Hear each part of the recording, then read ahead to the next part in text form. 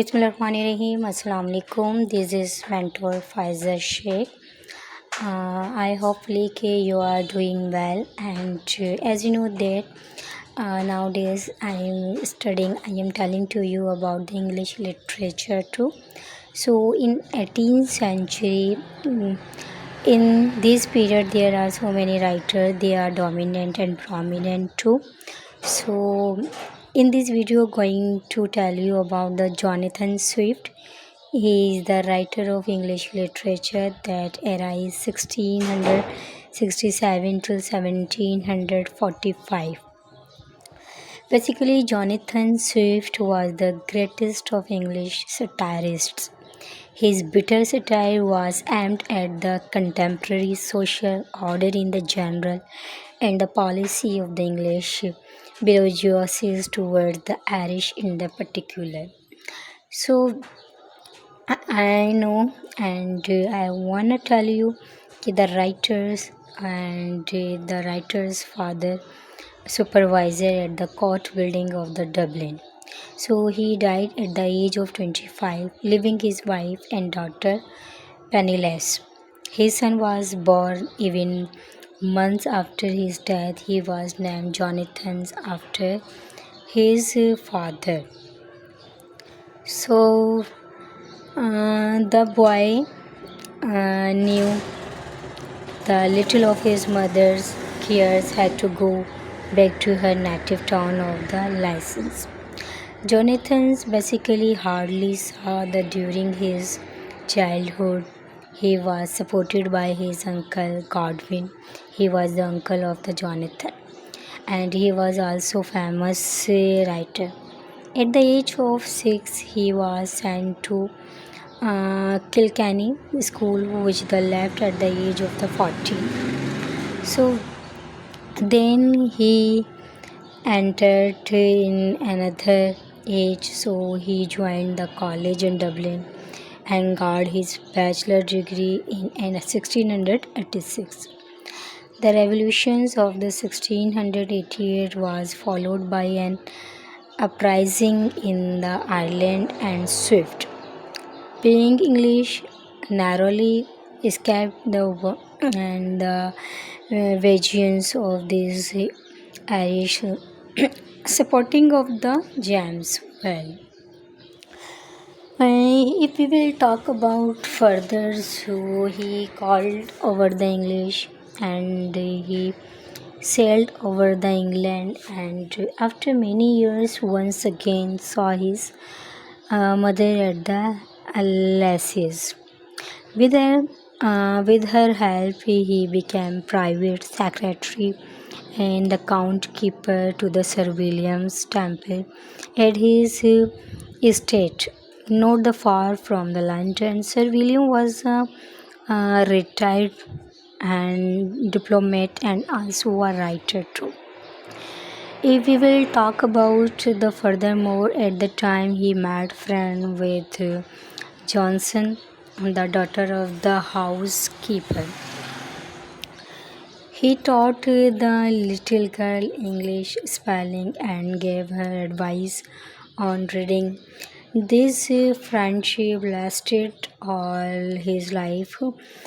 Basically, Hester's become the phototypes of the Stella in the Swift famous work Journals to Scylla.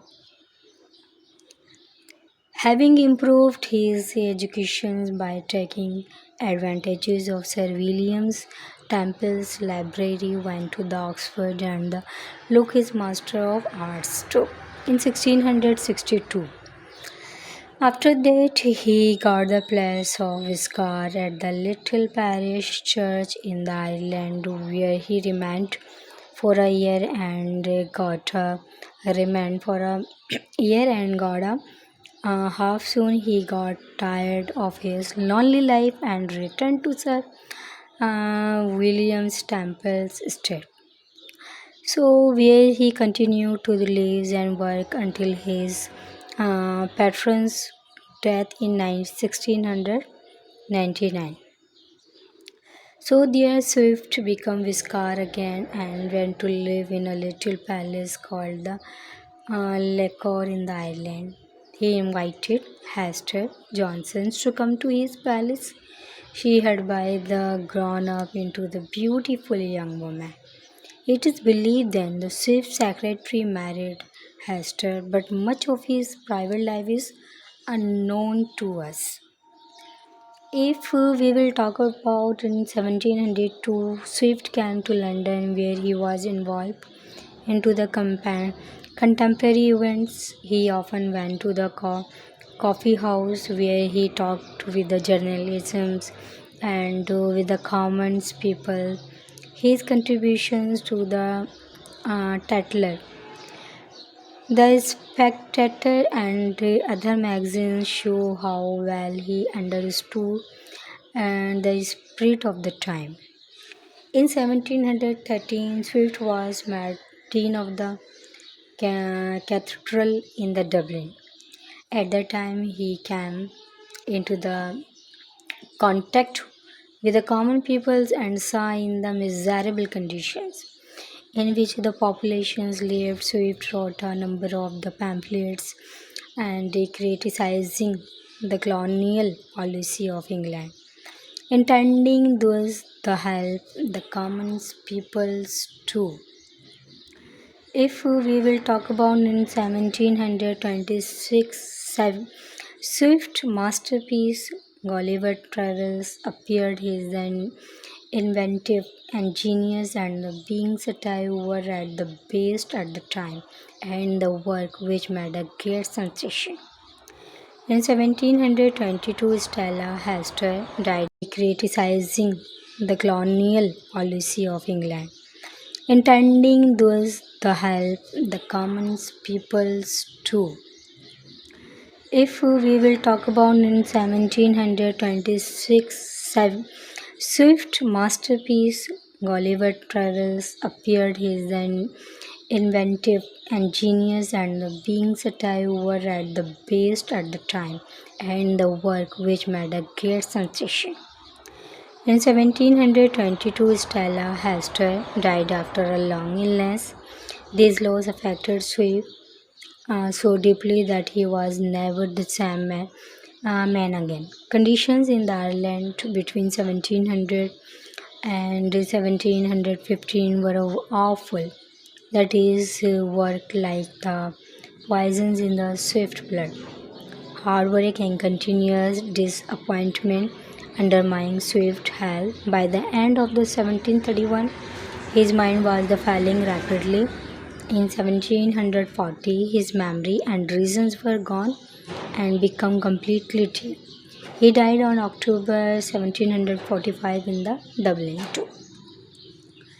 So Gulliver Travels, it was the masterpiece of the Jonathan Swift. In Gulliver Travels, Jonathan Swift satirized existing society of the form of the imaginary travel. The scene and the nations described in the book are so extraordinary and amusing that the novel is the great favorite both with children and grown-ups. It tells of the adventures of the ship surgeon as related by the himself and divided into the four parts of the four voyages. So, a voyage to Lilliput. After being shipwrecked, Gulliver gets and safely ashore and finds himself in the strange country inhabited by the race of the peoples about its inches high by the making them so small swift and stresses their insignificant and makes the a reader despite them. It is easy to understand that the swift mean this small country to symbolize England of the country, the government, the court, and the religious contemporary too. A voyage of the Broadings. Basically, the ship meets with the terrible storms and the anchors near Bobding, the land of the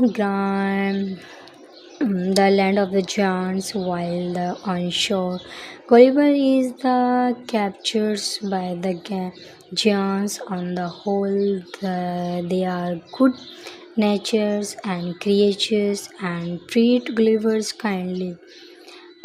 Brooding is an expression of the swift desire to find the ideal and agriculture country ruled by an ideal monarch.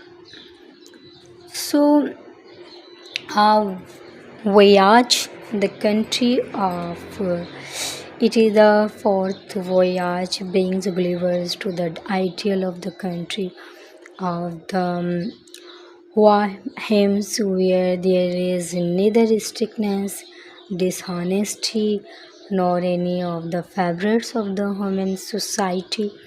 The human race occupies the position of the sensitivity, yes, reality. There and the noble race of horses rules the country with reason and justice. The horses presses writers which are the superior to those of the men. Yahoo have much to commons. These are the common things in the Jonathan Swift. So this is all about the Jonathan Swift. Maybe I hopefully you like and understand each and everything because this is all of informative video. So guys, I would like to see all of them. They are watching my videos. Like, subscribe, and share too. Inshallah, in the next video, I will provide a new theme, new study, new topic related to the English literature. So here, I would like to say इजाज़त चाहती हूँ अल्लाह हाफिज़.